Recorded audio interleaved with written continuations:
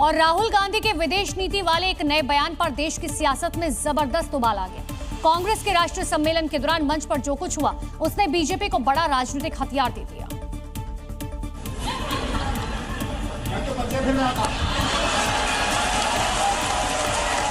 मंच पर संदीप दीक्षित को गले लगाने के बाद राहुल गांधी ने जिस मर्यादित और आपत्तिजनक भाषा का इस्तेमाल किया, उस पर अब सियासी घमासान छिड़ गया है। बीजेपी नेताओं ने राहुल गांधी के इस आचरण को लेकर तीखा प्रहार किया। बीजेपी सांसद संबित पात्रा ने राहुल गांधी की भाषा और राजनीतिक संस्कारों पर सवाल उठाते हुए इसे शर्मनाक बताया है।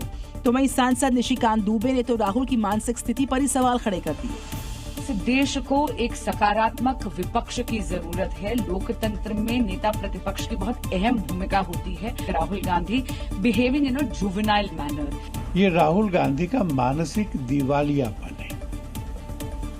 उनके पास तर्क नहीं है, उनके पास में गाली है। राजनीतिक मतभेदों के बीच संवैधानिक मर्यादाओं को तार तार करने वाला ये पहला मौका नहीं है। बहरहाल विदेशी नीति जैसे गंभीर मुद्दे पर इस तरह की ओछी बयानबाजी ने एक बार फिर से राहुल गांधी की कार्यशैली और कांग्रेस के राजनीतिक संस्कारों को कटघरे में खड़ा कर दिया है।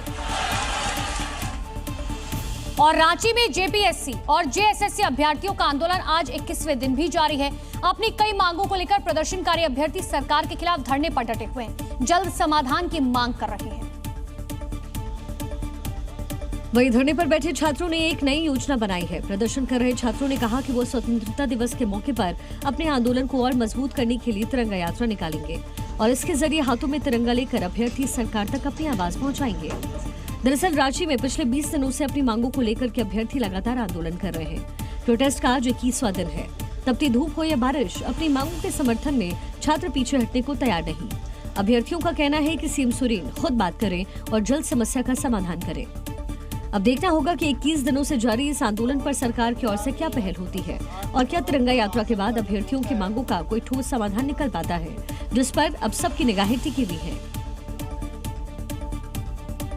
क्या आप जानते हैं कि जिस सफेद और मुलायम पनीर को आप चाव से खा रहे हैं, वो कहीं आपकी सेहत के लिए धीमा जहर तो नहीं बन रहा?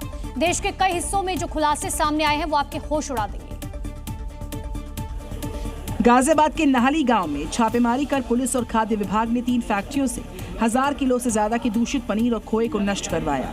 हैरान करने वाली बात ये रही कि पनीर को चमकाने के लिए कपड़ों में चमक लाने वाले रानी पाल और पाम ऑयल जैसे खतरनाक केमिकल्स का इस्तेमाल किया जा रहा था।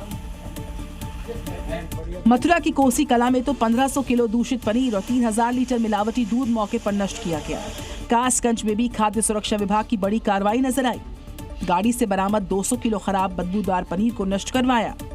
सिर्फ अवैध डेयरियां ही नहीं, बल्कि जयपुर के प्रतिष्ठित होटल लेमन ट्री में भी खाद्य सुरक्षा टीम ने निरीक्षण के दौरान expired bread, peanut butter, sweet corn बरामद किया, जिन्हें मौके पर नष्ट करवाया गया। लगातार सामने आ रहे इन मामलों से साफ है कि त्योहारों और शादियों के सीजन से पहले मिलावटखोर लोगों की जिंदगी से सरेआम खिलवाड़ कर रहे हैं।